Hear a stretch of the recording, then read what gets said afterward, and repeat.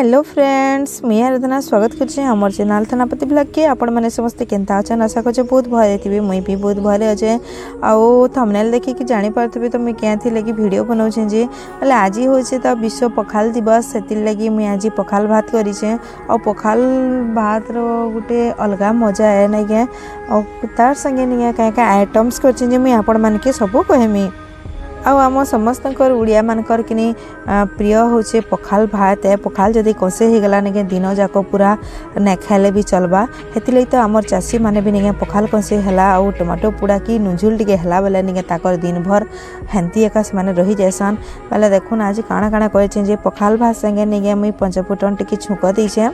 आउ आमर भेंडी के चुरचुटा करिछे। तापरे निके डाली करिछे आउ टमाटो पोड़ा बड़ी काकुड़ी आउ भजा करछे पिठो भजा। तापरे झुनगा भजा करिछे आउ गुआर बेसर करिछे मुनगा साग करिछे। आपण मान के भल लागिता बोली आशा